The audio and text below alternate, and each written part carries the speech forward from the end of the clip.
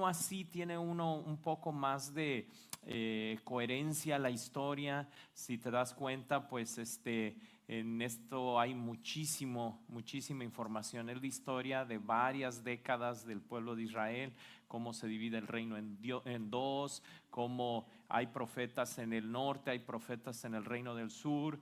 Y bueno, nos vamos dando cuenta que el ministerio profético de aquel entonces no era como ahora, ¿verdad? Yo sé que tal vez tú no has experimentado, pero a mí me ha tocado ver mucha gente que pues ser profeta es más así como ser el que llama la atención, que Dios dice pero en ese entonces ser profeta era algo que hacías desafiando a los reyes, diciéndoles a los reyes que dejaran la idolatría y pues te podían matar. Varios de ellos los mataron. Entonces el ser profeta en ese entonces era algo que, por un lado, si no se cumplía lo que decía, también la ley, el Pentateuco decía que tenía que ser muerto a pedradas aquella persona. Entonces los profetas pues podemos emocionarnos, ¿no? De ver Elías, Eliseo, y no, yo quiero una doble porción de tu espíritu. Pero lo que estaba haciendo, pidiendo Eliseo, era algo por eso nada más tuvo un discípulo, Elías, y porque era algo muy riesgoso. Es así como pedir el doble de algo tan peligroso que podía costarte la vida. Entonces, pues para que haya milagros tiene que haber pues situaciones difíciles, problemas tan grandes que no podemos resolver. Pero me quiero centrar en una parte que es mucha la información que podríamos sacar, pero mi objetivo, como te he comentado, de estas series es el sacar las verdades que trascienden hasta nuestros días. Y una de ellas es cuando está hablando acerca de Salomón. Es una historia muy hermosa cuando la vas leyendo, pero como dice allí, empieza muy bien Salomón pidiendo sabiduría. De hecho, a Dios en un sueño se le presenta a Salomón y le dice: pídeme lo que quieras. Y Salomón pide correcto, y en lugar de haber pedido riquezas, más tierra, pide sabiduría para dirigir al pueblo. Hasta ahí va súper bien, pero va avanzando la historia y nos vamos dando cuenta, como lo decía allí, que empieza a tener muchas esposas. De hecho, empieza a tener tantas que cuando lo lees no lo puedes creer. Tenía 700 esposas, y si no fuera suficiente con eso, tenía 300 concubinas. O sea, tenía 1000 mujeres. ¿Te imaginas, para recordar el cumpleaños de cada una de ellas? No, y te imaginas los aniversarios y no. Aquí la cuestión está en que pues se vuelve egocéntrico, se vuelve un líder que nada más empieza a servirse a sí mismo, ¿te imaginas? Y a muchas de ellas les construyó templos para sus dioses, y ahí es donde se sale de control la vida de Salomón. ¿Y por qué escojo esto? Porque esto se puede conectar mucho con nosotros. Tal vez no somos reyes como Salomón, tal vez no dirigimos un pueblo como Salomón, pero en el caso de los hombres, pues Dios nos ha puesto en nuestra familia, ¿verdad? Como reyes, como sacerdotes de esa familia, y tenemos que dirigirla con sabiduría. En el caso de las mujeres, pues también va a aplicar mucho para ustedes, porque te voy a invitar a que vayas a tu Biblia a Deuteronomio 17.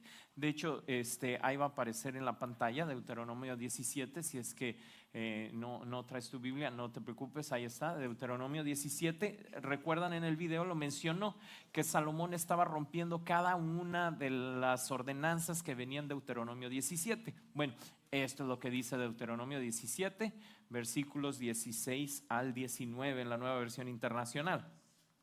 El rey no deberá de adquirir gran cantidad de caballos, ni hacer que el pueblo vuelva a Egipto con el pretexto de aumentar su caballería, pues el Señor te ha dicho: no vuelvas más por ese camino. El rey no tomará para sí muchas mujeres, ni no sea que se extravíe su corazón, ni tampoco acumulará enormes cantidades de oro y de plata. Nos vamos dando cuenta cómo, a pesar de que era el hombre más sabio después de Jesús, Salomón empezó a desobedecer todo. Verso 18 dice: cuando el rey tome posesión de su reino, ordenará que hagan una copia del libro de la ley, que está al cuidado de los sacerdotes levitas. Como en aquel entonces no era tan común los libros, tenían que escribir, hacer una copia. de los rollos, y entonces pues ese era lo primero que tenía que hacer un rey cuando tomaba posesión del reino. Verso 19, esta copia la tendrá siempre a su alcance. ¿Y qué dice? Ándale, la leerá todos los días de su vida, ¿verdad? ¿Para qué? Para que así, porque así aprenderá a temer al Señor su Dios, cumplirá fielmente todas sus palabras de esta ley y sus preceptos. Entonces nos dice Primera de Pedro que somos real sacerdocio, una nación santa, pueblo adquirido por Dios. Y bueno, me encanta a mí cuando nos empieza a dar esa identidad, pero esa identidad no solamente es para sentirnos bien con ella, sino trae las responsabilidades que está diciendo allí Deuteronomio. Está diciendo que no debemos de acumular riqueza porque se puede extraviar nuestro corazón, y de hecho pues Salomón es uno de los hombres más ricos, no solamente de la historia de la Biblia, sino de la humanidad. Se han encontrado las ruinas de las caballerías de Salomón. Para que se den una idea, en el Medio Oriente no había caballos, los traían de importación de Europa, y pues no era como ahora, ¿verdad? De que pues, ay, súbelos al barco y vámonos. No, o sea, y no eran ni 2, ni 3, ni 100, eran miles de caballos los que tenía Salomón. O sea, era una cosa exuberante. Cuando vas leyendo ahí la historia, dice que dejaron de contar la plata, porque era tan común que era así como las piedras, como entonces nada más contaban el oro de tanta abundancia que había. Igual las piedras, las maderas, la madera ya nada más se tomaba en cuenta la madera de acacia, la que era más difícil de encontrar, porque todas las demás eran muy abundantes. Entonces es tanta el apogeo que tiene, que se pierde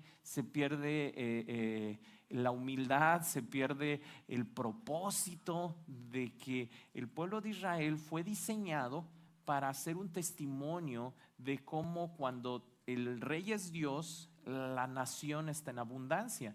Entonces eso se aplica el día de hoy hasta en iglesias que son muy abundantes, pueden llegar al momento en el que pierden el para qué existen, pierden el propósito, y entonces caen más en la abundancia del edificio, en construir auditorios o adornarlos o ponerle luces pero ¿para qué existe la iglesia? Es como si Jesucristo hubiera nacido en esta tierra y se hubiera puesto a desviarse de su ministerio en construir un templo, o en la exuberancia de tener un carruaje o tener muchos sirvientes.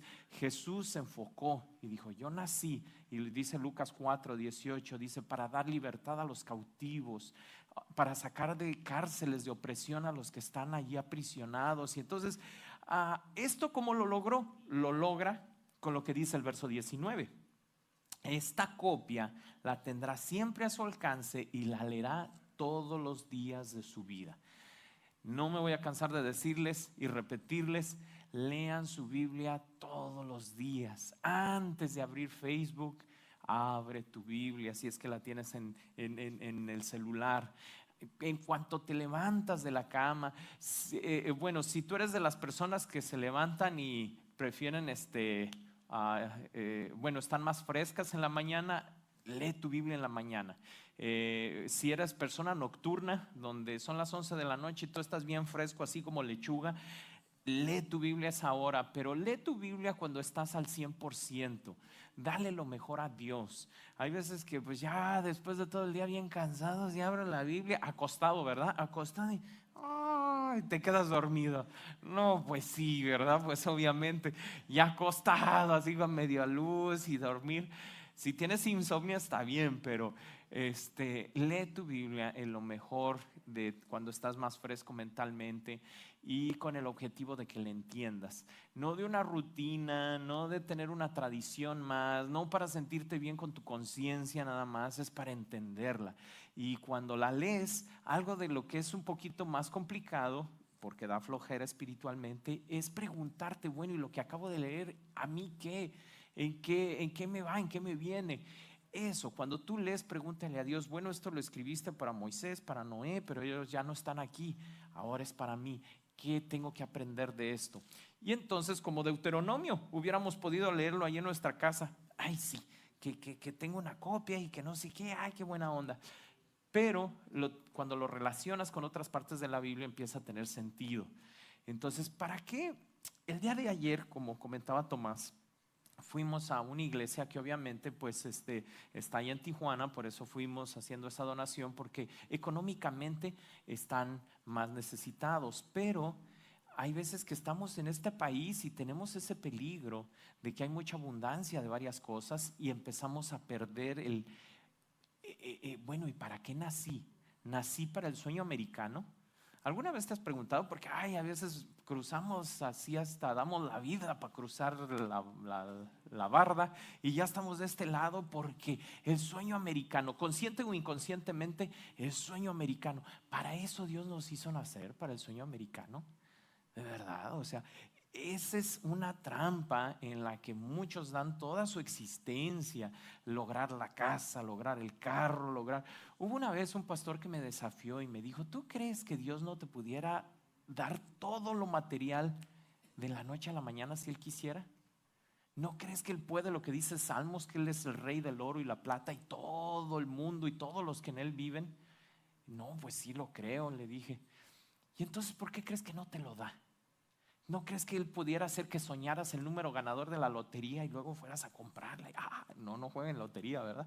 Pero ¿no crees que Dios pudiera hacer algo así? O sea, Él hace un montón de milagros y por lo que yo me la paso toda la vida pujando, ay, dinero, dinero, ocupo dinero. ¿No crees que Dios te pudiera dar todo el dinero que Él quisiera? La cuestión está en que no te lo da, primero porque no es el objetivo y segundo es porque eso nada más haría que todas nuestras perversidades las pudiéramos lograr, porque entonces tendríamos el dinero suficiente para lograr todas esas cosas que quisiéramos, que nada tienen que ver con Dios. Entonces Dios nos da lo que ocupamos para cumplir con nuestra misión en este mundo y Salomón se perdió de ello. Así que mira lo que dice en Filipenses 2:12. Ahí también viene, Filipenses 2:12 dice: por tanto, amados míos, como siempre habéis obedecido, no como en mi presencia solamente, sino mucho más ahora en mi ausencia, ocupaos ¿en qué? En vuestra salvación con temor y temblor. No ya somos salvos, no está diciendo que tú seas salvo, o sea, que tú busques tu salvación, que tú la logres. Dice que te ocupes en ella, o sea, ya tienes la salvación. Ahora se trata de ¿para qué soy salvo? Es algo así, porque la salvación no la podemos lograr por méritos propios. Jesús fue el único que pudo obtener la salvación. Es algo así como cuando naces ya tienes tus músculos. No hay nada que tú pudieras hacer para lograr tener músculos. Ya naces con ellos.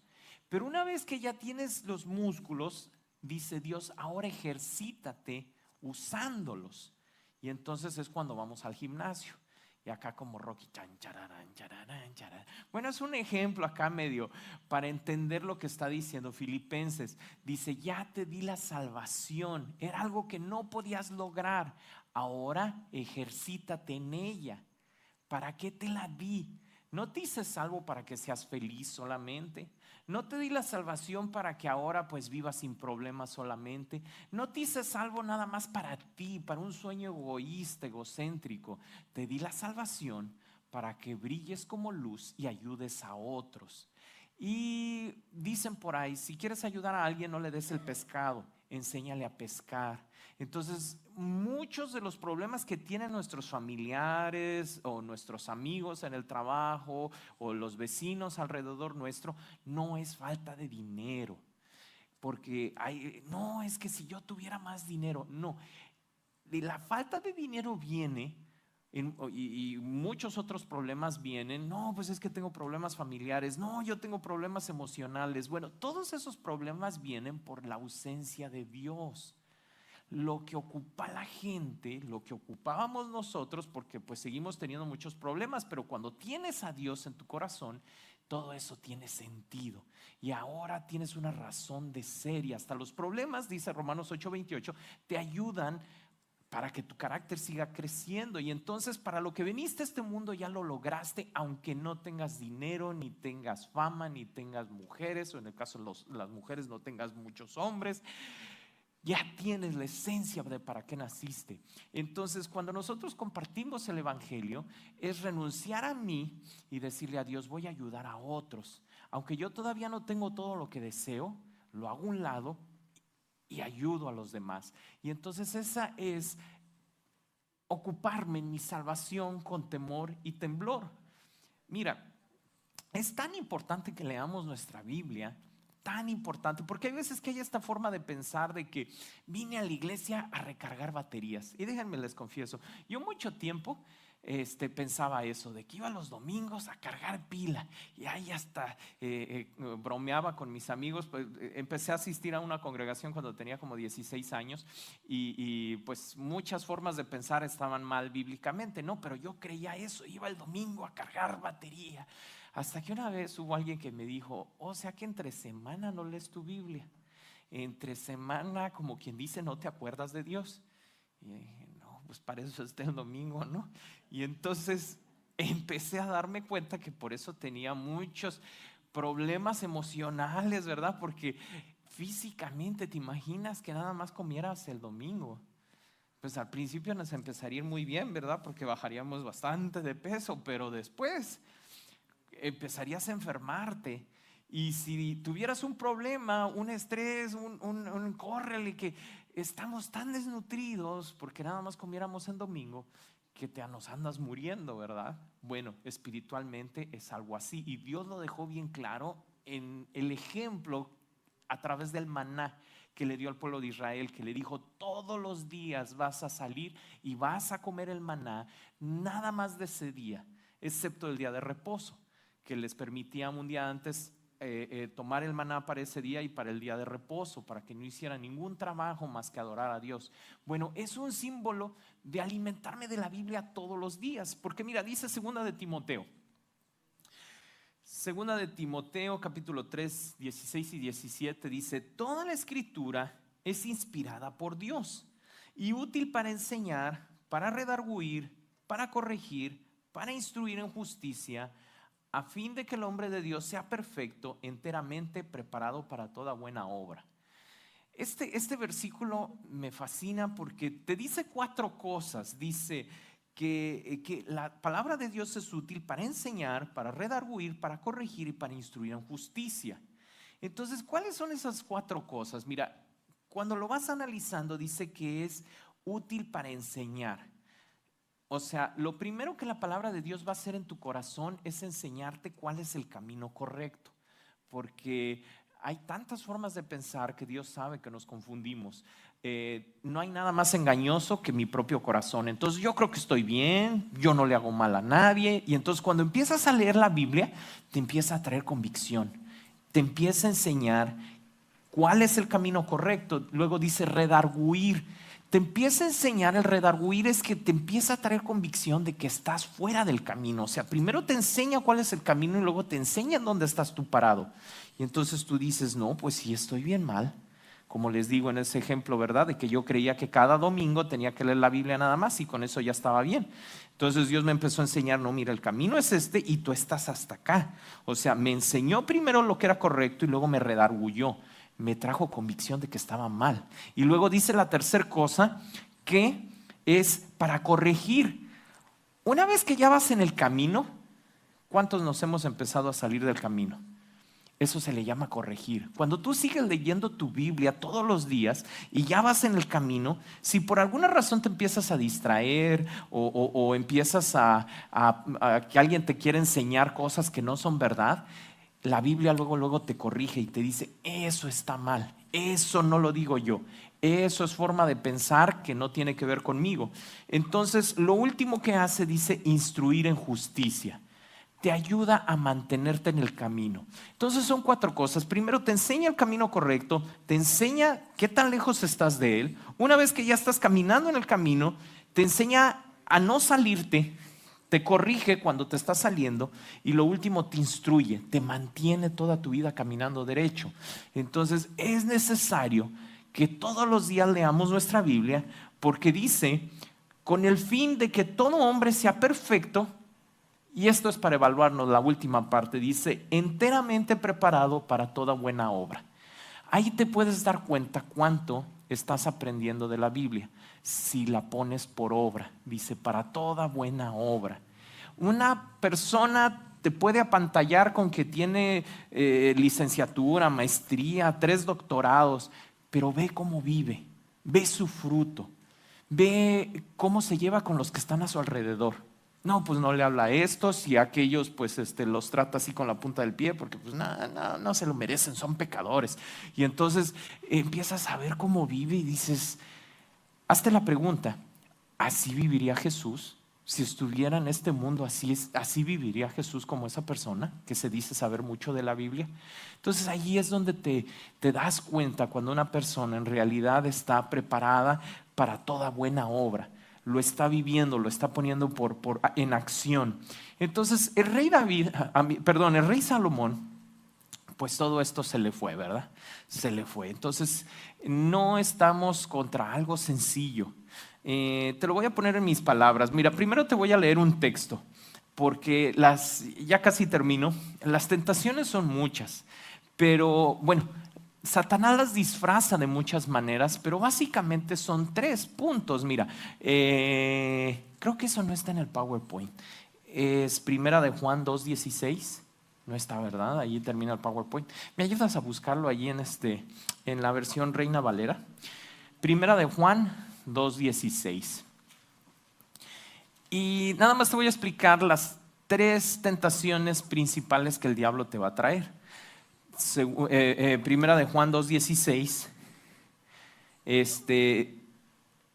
nos dice lo que hay en el mundo, lo que hay en la sociedad, lo que hay lejos del camino de Dios.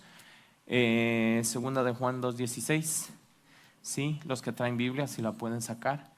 Y ahorita va a aparecer, primera de Juan. Ay, ya le cambié, ¿verdad? Y ya le iba a encontrar, Primera de Juan 2:16. La voy leyendo mientras, para ganar tiempo. Dice, porque todo lo que hay en el mundo, los deseos de la carne, los deseos de los ojos y la vanagloria de la vida, no provienen del Padre, sino del mundo. 3 cosas otra vez. Dice, todo lo que hay en el mundo, los deseos de la carne, o sea, lo quiero, o sea, el estar deseando las cosas, ¿verdad? Los deseos de los ojos y la vanagloria de la vida, la fama, ¿verdad? Mi papá me lo enseñó de una manera bien sencilla y me dijo, mira, son las 3 Fs, apréndetelas bien, la fama, la feria y las faldas. Ok, traducido porque pues éramos chilangos, ¿verdad? Mi papá me lo enseñaba así, ¿verdad? La feria pues significa el dinero, ¿verdad? O sea, la fama, la feria y las faldas, ¿verdad? Las mujeres. Básicamente en esas 3 áreas es lo que te está diciendo, versión chilanga, Primera de Juan 2:16, ¿verdad? Lo que va a venir el diablo a ofrecerte, te va a venir a ofrecer fama, dinero o placer sexual, básicamente. Y entonces cuando tú ves los programas de televisión es en lo que se mueven, ¿no? Las novelas, lo que la mala quiere y la buena sí tiene, y me las han platicado en las novelas, ¿verdad? Pero básicamente en esas 3 cosas se mueve, en la fama, el dinero o el placer sexual. Entonces, o cualquier otro tipo de placer, ¿verdad? Hay veces que cosas buenas que Dios ha creado, cuando es en exceso o eso se convierte en tu Dios, ese placer pues ya es un problema. Entonces, ¿a qué voy con esto? A que el texto anterior que leíamos te dice que te va a enseñar. La palabra de Dios es útil para instruirte y mantenerte allí para que el diablo no te engañe. No te engañe con ninguno de estos placeres y te mantengas caminando recto con Dios. Parece sencillo, pero a Salomón, el hombre más sabio, le pasó que vino Satanás y lo engañó. Dios lo había preparado para algo y sin embargo él no entendió porque obviamente se ve el fruto, dejó de leer la palabra de Dios todos los días. Entonces, de lo más rescatable del libro de los reyes es ver cuánto rey que tiene todo para hacer la voluntad de Dios, pero no tiene la verdad, no lee la Biblia, no se mantiene. Y entonces estamos viendo los malos deseos del cuerpo, la codicia de los ojos y la arrogancia de la vida, la feria, la fama y las faldas. Entonces, es más fácil que te lo aprendas, ¿verdad? Pero lo que quiero que reflexionemos en esta noche es la importancia de leer nuestra Biblia y de leerla entendiéndola, buscando qué es lo que Dios quiere que yo aplique para vivir en su voluntad. Te voy a invitar a que te pongas de pie. Nada más déjame mencionarte algunos nombres de personajes bíblicos que no lograron hacer la voluntad de Dios. Y uno de ellos que me entristece mucho es Sansón. Sansón, ahí en el libro de Jueces. Sansón tenía la fuerza, dice que el Espíritu de Jehová venía sobre él y que era el más fuerte. Y sin embargo, Dios lo había puesto para liberar al pueblo de Israel de los filisteos, y sin embargo muere esclavo. Sí logra matar a muchos filisteos el último día, pero de su vida el último día, pero no logró el plan de Dios porque andaba detrás de prostitutas, andaba detrás de las hijas de los filisteos, ¿no? Otro de ellos es Saúl, que lo vimos la semana pasada en primera y segunda de Samuel. Saúl también tenía todo para hacer la voluntad de Dios. Sin embargo, Dios perdona, pero las consecuencias quedan. Pero hay veces que las consecuencias son irremediables, como en el caso de David, que veíamos que se acostó con Betsabé y echó a perder todo el reinado que llevaba. Entonces, no son cosas sencillas. En el Nuevo Testamento me encuentro con Judas. Judas caminó 3 años y medio con Jesús mismo, el Hijo de Dios en carne, y no aprendió nada. Entonces, pidámosle a Dios que nos saque de toda rutina, que nos saque de religiones. Dios no vino por religiones, vino por gente que lee su palabra y la pone por obra y se sigue preguntando: Señor, ya logré esto, ¿qué más me hace falta? Siempre, si seguimos con vida, es porque Dios dice: todavía tienes algo más que cambiar en tu carácter, lograr algo más que no has logrado, por lo cual te hice nacer. El día que logras todo por lo cual Dios te hizo nacer, en ese momento dice Dios: pues ya vas para el reino de los cielos. Y es algo bueno, ¿eh? No nos espantemos de la muerte. Con Cristo se vuelve algo bueno. Vamos a cerrar nuestros ojos, y todo esto te lo menciono con el objetivo de reflexionar de que si no estás leyendo tu Biblia todos los días, comiences lo antes posible, no como una religión, no como una rutina, sino pidiéndole a Dios allí que al momento de leerla su Espíritu Santo te hable y puedas ponerla por obra, entenderla. Que el Espíritu Santo te le explique. Dijo Jesús que convenía que Él se fuera porque vendría el Espíritu Santo y Él nos recordaría todas las palabras que Jesús nos habló. Señor, gracias te damos porque en esta noche podemos darnos cuenta que todavía tenemos mucho que hacer, pero no estamos solos, Señor. Gracias porque tú dejaste tu manual, tú dejaste la palabra y la dejaste con todo y maestro integrado, la dejaste con el Espíritu Santo.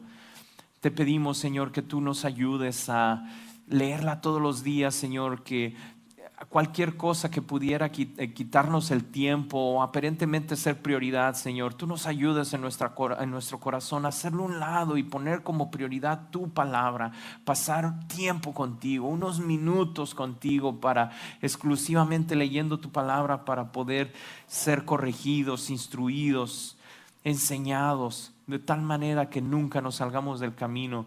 Ayúdanos a lograrlo, Señor, eso que ni siquiera Salomón logró, Padre, porque hay tantos otros personajes de la Biblia que sí lo lograron, Señor, que fueron hombres ejemplares, con errores, pero que no se salieron del camino de la fe. Te pido por cada uno de los que están aquí, aún de los que nos están viendo a través de las redes sociales, Señor, que tú nos ayudes a hacer tu voluntad, Padre, en todas las áreas de nuestra vida, Señor. En el nombre de Cristo Jesús te doy gracias, papá, sabiendo que tú eres fiel y que tú nos ayudas. Amén y amén. Pues gracias a Dios estamos despedidos.